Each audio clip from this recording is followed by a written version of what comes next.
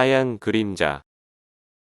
시골에서 중학교에 다니던 20여 년 전 운동장에 개 한 마리가 나타난 적이 있었다. 방학이 며칠 남지 않은 무더운 여름날이었다. 더위에 지친 중년 여선생님의 힘겨운 목소리가 시끄러운 매미 소리에 묻히곤 했다. 머리부터 발끝까지 하얀 개가 자전거 거치대 옆에 있는 큰 나무 주변을 어슬렁대고 있었다. 창가 자리에 앉아있던 나는 물끄러미 그 개를 쳐다봤다. 개는 한쪽 다리를 들고는 나무에 오줌을 갈겼다. 왠지 학교 근처 동네에서 주인의 냄새를 따라온 것 같았다. 점심시간에 남자 중학생들한테 잡혀서 괴롭힘을 당하기 전에 얼른 집으로 돌아가라 하고 속으로 외쳤다. 운동장에서는 체육 시간을 맞은 2학년 학생들이 축구를 시작하려고 했다. 대부분 체육 시간이 그렇듯이 선생님은 축구공, 농구공, 배구공 몇 개를 던져주고는 교무실로 들어간 모양이다. 몇 명의 학생들이 개에게 관심을 보이기 시작했다. 처음에는 개를 잡아보려고 무리를 지어 주변을 에워쌌다. 하지만 재빨리 도망치는 개를 도저히 잡을 수가 없었다. 몇 번 실패한 그들은 잡기를 포기하고는 돌멩이를 던지기 시작했다. 이리저리 피하던 개가 옆구리에 큼지막한 돌멩이 한 개를 맞았다. 깨갱 소리가 운동장을 건너 교실 안에 내 귀까지 들려왔다. 마침 앞자리에서 자고 있던 명구가 잠에서 깼다. 명구는 우리 도시를 대표하는 육상 선수다. 중장거리에서 도내 상위권에 들어 일찌감치 체육고등학교에 스카우트 되어 진학이 결정된 아이였다. 이 사실을 알고 있는 선생님들은 명구가 수업 시간에 잤건 말건 별말을 하지 않았다. 그는 오전엔 주로 자고 점심을 먹은 후부터 생생해지곤 했다.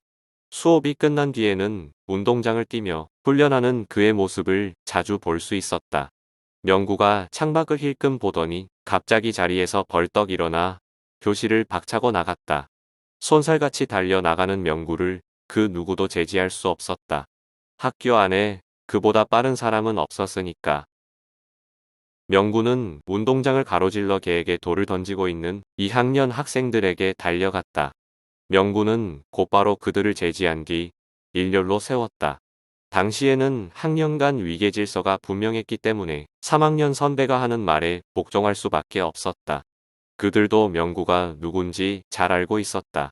교내 체육대회가 열리면 오래 달리기에서 압도적 격차로 1등을 도맡는 선수였으니까. 명구는 서 있는 후배들 뺨을 한 대씩 후려쳤다. 그는 아파서 뺨을 어루만지고 있는 2학년 학생들을 다시 일렬로 세웠다. 이번에는 발로 배를 걷어찼다. 몇 명은 배를 움켜쥐며 바닥에 쓰러졌다. 교실에서는 수업이 계속 진행 중이었고 우리 반에서는 오직 나만이 그 장면을 목격했다. 다음 날 어느 2학년생의 학부모가 학교에 항의를 했고 명구는 일주일 동안 정학 처분을 받았다. 그는 정학 상태로 여름 방학을 맞아야 했다. 2학기가 되자 고3인 형이 아침 보충 수업을 들으러 학교에 일찍 가야 한다고 했다. 형은 엄마에게 6시 반에 아침을 차려달라고 했다. 엄마는 아침을 2번 차릴 수 없으니 나보고도 일찍 일어나서 형이랑 같이 아침을 먹으라고 했다. 나는 실은 내색을 했으나 소용없었다. 이참에 학교에 일찍 가서 조용히 공부나 하란다. 별다른 수 없이 나도 형이랑 같이 아침 7시면 집을 나섰다. 천천히 걸어가도 7시 20분이면 학교에 도착했다. 내 예상대로 우리 반에 나보다 일찍 오는 학생은 아무도 없었다. 나는 1교시가 시작하기 전까지 책상에서 엎드려 잠이나 잘 생각이었다. 그러다 문득 창밖으로 시선을 옮겼다. 아침 햇볕이 눈이 부셔 한 손으로 가렸다. 체육복 차림의 명구가 운동장을 뛰고 있었다. 그의 옆에는 그때 봤던 하얀 개가 함께 뛰고 있었다. 명구 옆에 바짝 붙어 뛰는 개는 마치 그의 그림자 같았다. 2학기 개학이었던 그날, 명구는 정학이 아직 풀리지 않아 교실에 들어오지 않았다. 며칠 뒤 아침, 명구가 땀을 뻘뻘 흘리며 체육복 차림으로 교실로 들어왔다. 교실에 내가 있는 것을 보고 놀라는 표정이었다. 명구는 아무것도 들어있지 않은 것 같은 가방을 의자에 던져 놓았다.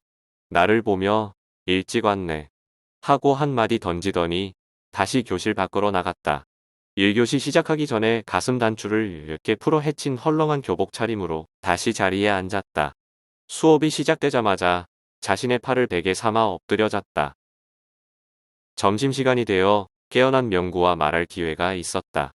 예전부터 그렇게 아침 일찍 와서 운동했던 거야? 아니. 아, 그럼 이번 학기부터 더 열심히 하기로. 아니, 학교 와서 운동하는 게 아니라 집에서부터 뛰어와. 집에서부터 뛰어온다고? 너 어디 사는데? 서동리. 서동리가 어디냐? 해수욕장 근처. 서해안에 접한 내 고향에는 큰 해수욕장이 있다. 우리 학교로부터 어림잡아 10km 정도 떨어져 있다. 지난달에 해수욕장 개장 기념으로 시내에서 해수욕장까지 시민 달리기 대회가 열렸다. 마라톤 동호회, 중고등학교 육상부 코치들과 선수들이 모두 참여한 대회였다. 중학생인 명구가 고등학교 육상부와 코치들을 제치고 1등을 했다. 명구는 그 길을 매일 달려서 등교했던 것이다. 너 정말 달리기에 미쳤구나. 내가 나중에 마라톤 한국 기록 깰 테니까 두고 봐라. 라고 말하며 명구는 씩 웃었다. 그 하얀 개는 뭐냐? 집에서 키우는 진돗개. 따라오지 말래도 자꾸 따라오네. 그래도 혼자 뛰는 것보다는 좋아. 형 덕분에 아침 일찍 등교하게 된 나는 3학년 2학기 내내 명구가 운동장을 뛰는 모습을 홀로 지켜봤다. 그의 옆에는 하얀 그림자가 붙어 다녔다. 이름은 그냥 백구란다. 30대가 된 명구는 마라토너 대신 횟집 사장이 되었다. 가업을 물려받은 것이다. 배도 제법 나와서 마라톤은커녕 100m만 뛰어도 숨을 몰아쉴 것 같았다. 나는 가끔 고향에 갈 때 회를 들어 그의 가게에 가곤 한다. 아내 역시 바닷가 근처에서 자라서인지 회를 좋아했다. 그래서 시댁에 갈 때마다 회를 먹자고 조른다. 명구는 솜씨 좋은 칼질로 회를 떠서 포장해준다. 덤으로 소라, 멍게 등을 잔뜩 준다. 그의 날렵한 얼굴과 몸매를 기억하고 있는 나는 살집이 붙은 그의 얼굴을 볼 때마다 영 어색하다. 집으로 돌아오는 길에 아내에게 그가 중학교 시절에 중장거리 육상도내 1인자였다고 말하자 믿지 못하는 눈치다. 정말이라니까. 그때 사고만 아니었어도 지금쯤 한국 마라톤 기록 보유자가 됐을 거야. 황영조와 이봉주의 계보를 이을 위대한 마라토너. 우린 다 그렇게 생각했다니까. 무슨 사고인데? 중학교 3학년 겨울 방학이 끝나고 졸업식만 기다리고 있을 무렵 명구는 학교에 나오지 않았다. 담임 선생님 얘기로는 명구가 겨울 방학 때 훈련을 하다가 다리를 다쳐서 병원에 입원해 있다고 했다. 나는 선생님께 어느 병원인지 물어보고는 방과 후 병문안을 갔다. 명구는 오른쪽 다리에 깁스를 하고 누워 있었다.